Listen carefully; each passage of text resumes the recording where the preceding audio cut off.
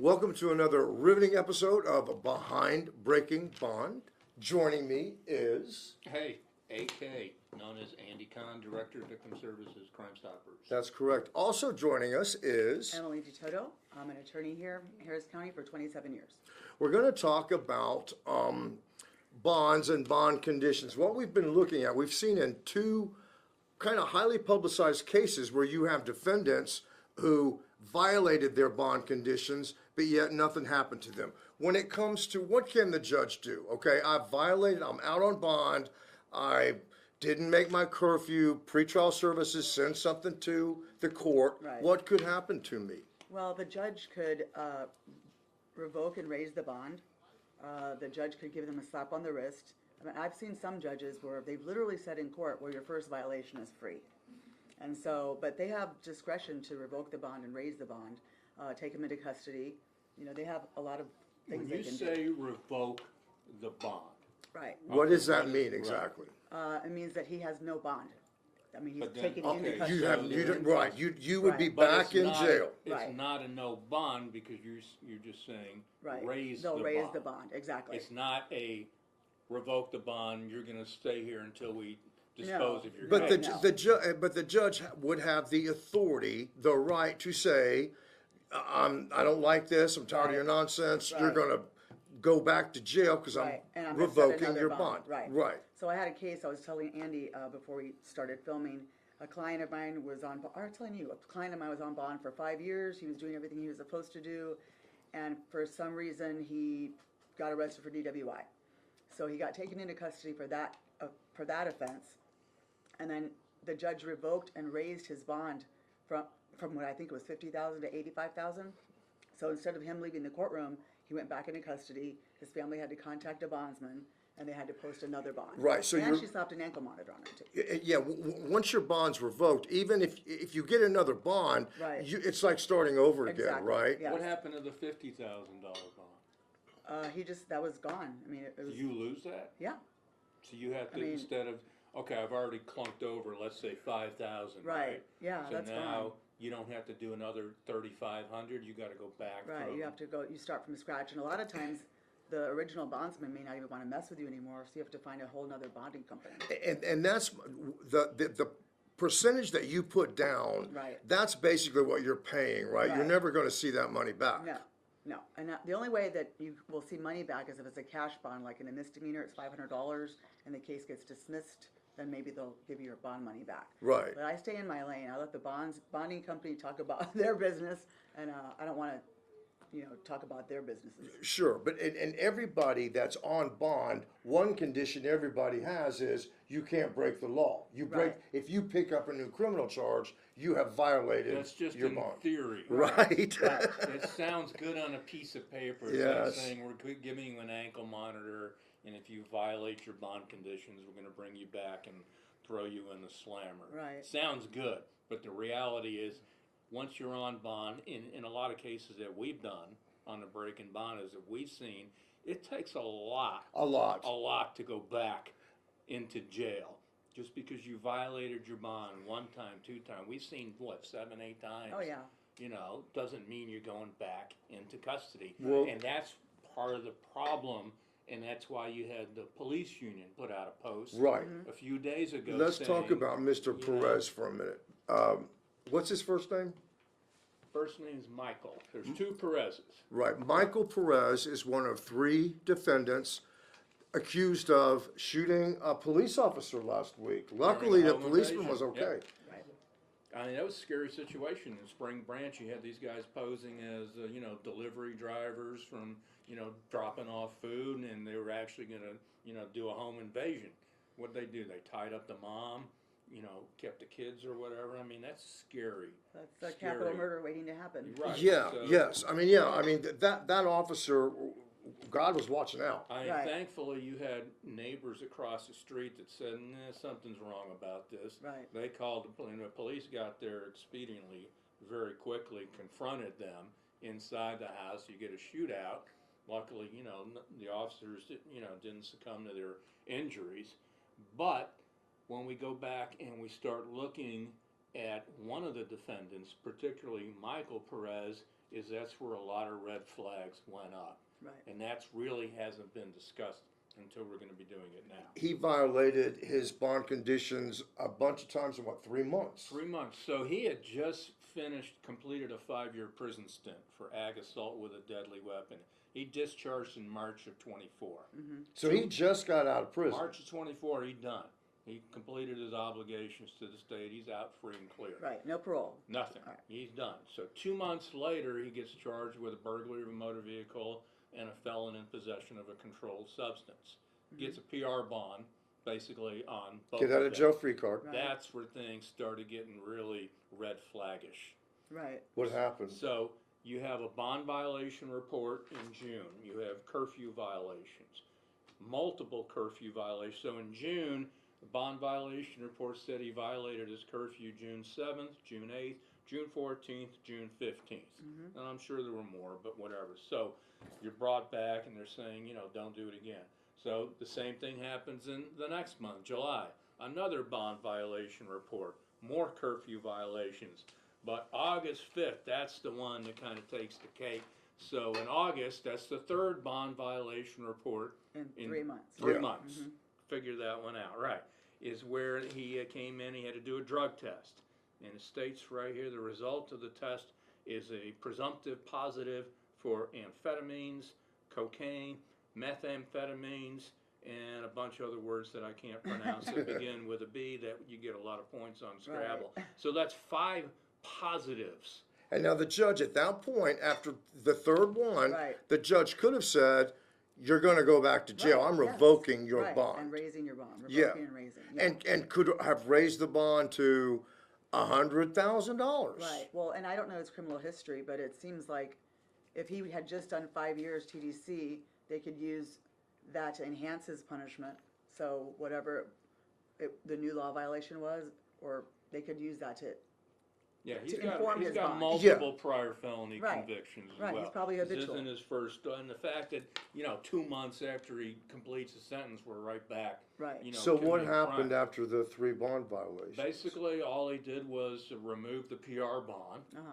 and they gave him a $5,000 bond, so he's back out again. Right. Bottom line is, he wasn't remanded into custody. He wasn't like, you know what, this is your third bond Right. violation report in 3 months, son, this just isn't working out for And you. then less than a month later, he's accused of Less than a month shooting a later, police you get a home officer. invasion that he's charged with and shooting a police officer. And I'm looking at this going, I'm sorry, but, I'm thinking if you remove Michael Perez from the equation, I'm probably the other two aren't Right. going to go ahead and Right. do what they did on Right. that. So that was just one of the examples that we looked at it here. If you were a defense attorney, and you are a defense attorney, how would Yes, you you are. how would you defend that?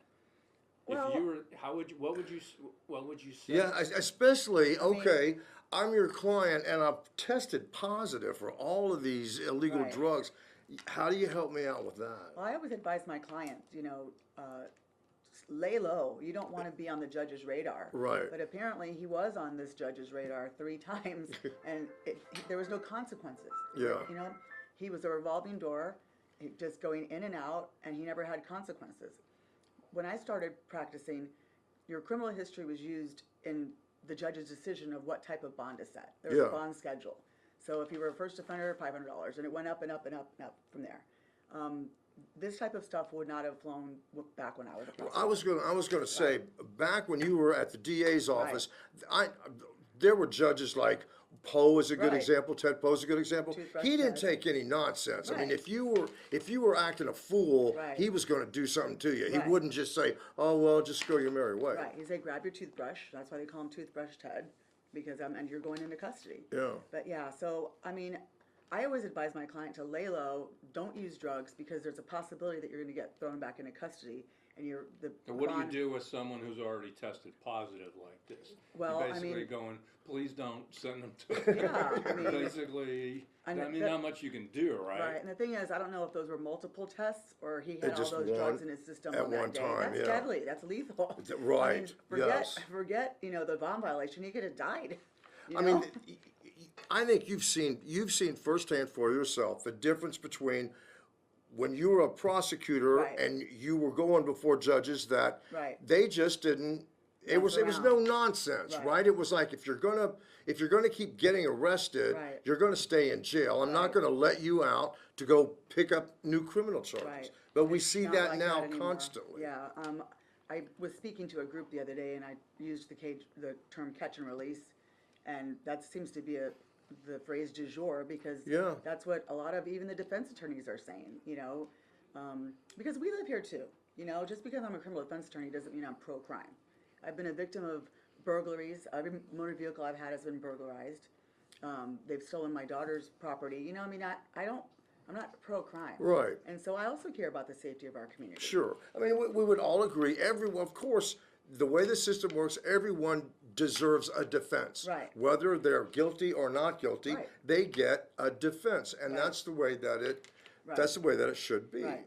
And then there's the presumption of innocence, but it's kind of hard to overcome that when there's scientific proof of the drug test.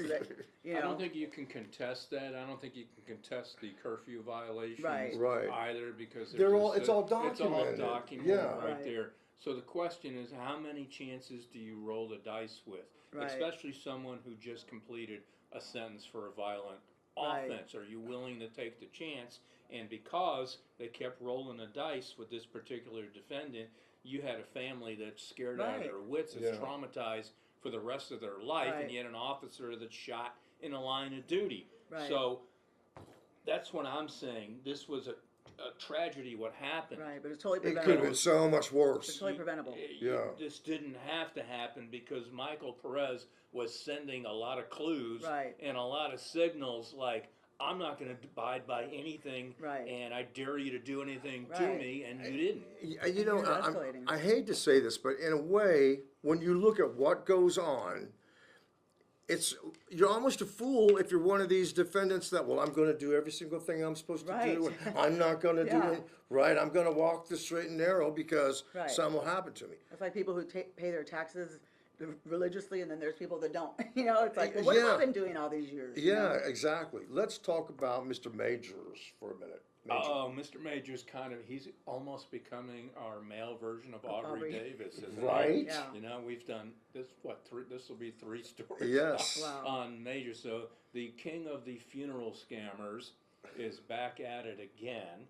So he was charged with, just taking advantage of these people under the worst possible scenarios with his fake funeral parlor, his fake doing, I'm going to take care of you and charging people. And talk about a nonviolent crime that is so much worse than a violent crime. I mean, imagine what you would go through where you've lost a loved one, Right. and then you're dealing with somebody that has no license, Right. and then there's a question about, do you really have your loved one's remains, or is this Right. someone else's? That's tragic. Yeah, I mean, it's He has no gut-wrenching. conscience. So he, again, criminal history, yay long. He had been on bond multiple times. He forfeited his bond, like, what did we say, like 7 times, I believe, in the original story. So now he's charged with forgery. It doesn't sound like, oh, it's just a forgery charge. Right. But again, if you don't dig deeper into what this actually was, Right. You're not realizing how many lives this guy has affected under the worst possible scenario. So he gets out on bond, on a $10,000 bond. Right. Within, a month or whatever it was, he had forfeited that bond because he didn't show up in court. All right, Which is that's the- number the- one. This is yeah. JVM Major. He didn't And now show that up. that one Right. right there, don't you think? I don't even bother to show up. You would think right then Right. the judge would be like, you drag him in here and Yeah, I'm putting him in jail. I'm looking at it going, well, Mr. Major, this appears to be a pattern of yours 'Cause based he on did it your more other than once. based on your other offenses that I'm looking at right Right. here. It seems every time you're on bond, something goes on. Every time you're on bond, you don't report to court. Right. So you know what? This time I'm going to cut you up. But that didn't happen. All they did was put him back out again. And then a week ago, you guys did a story on this poor grandmother whose daughter was murdered by her ex-boyfriend. Yeah. And then evidently, allegedly, a Major reached out to them somehow, offering them some sort of funeral deal, right? And that's a violation of his condition of bond. He's not supposed to have anything to do With the funeral with business. funeral. Right. And it's there because it's captured in a screenshot. And isn't that pretty common when if you're Right. like if you're accused of scamming somebody by pretending to be a dentist in your garage, You're they're not. going to specifically say Right. you cannot have people come into your garage and you Right. can't be doing dental work on it. Exactly. Like the one we did on the catalytic converter theft where they said he couldn't carry a chainsaw. Right. Or he couldn't have a Or- chainsaw or outside of his house or something. It Something was- like that, or Yeah. some of the other crazy things that we've seen on this as well. So that gets reported. You guys run the story. The DA's office gets alerted, and they issue a motion to revoke bond because it's in violation of his Right. conditions of a bond. Family, luckily, thank God, they had the mindset. They got ahead of the game. They were able to cancel the $6,500 payment, so they didn't Right. lose any money other than their peace of mind having to deal with it. So he was brought to court yesterday, and so all they did, and that's where I want to go back when you said the motion to revoke bond. Right. All they did was raise his bond Right. from 10,000 to 20. Now, right now, as we speak, he's still in custody. Right, for now. But we For know, now. come on, I'm sure by the end of the week, Right. he's going to be back out again. Right. Right. And he's going to be doing what he does. This is who he is.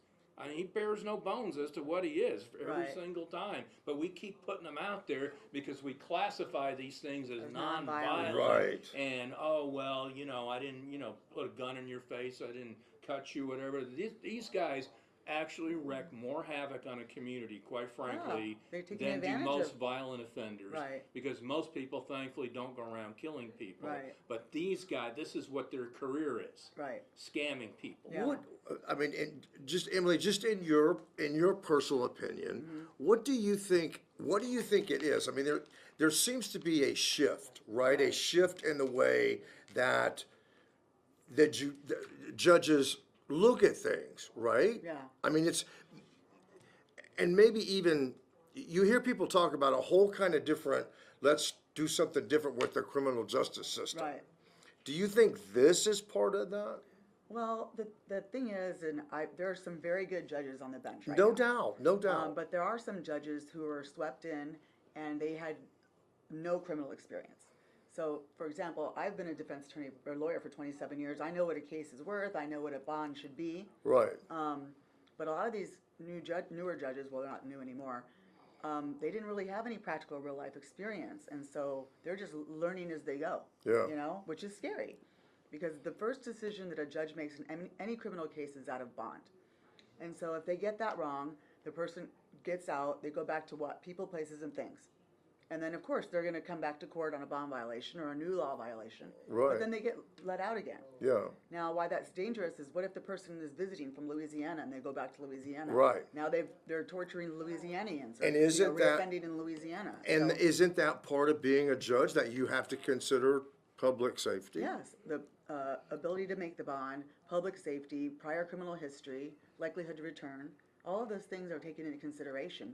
But it seems like we've lost touch with those principles, and now, and the most egregious thing is because of the law that says you cannot get a PR bond on violent offenses, how some of the judges are getting around that and giving dollar bonds. Yeah, you know, we've kind of, seen that. you know, We've seen that. thumbing their nose at the legislature. Well, the and just the public. need to do that. Okay.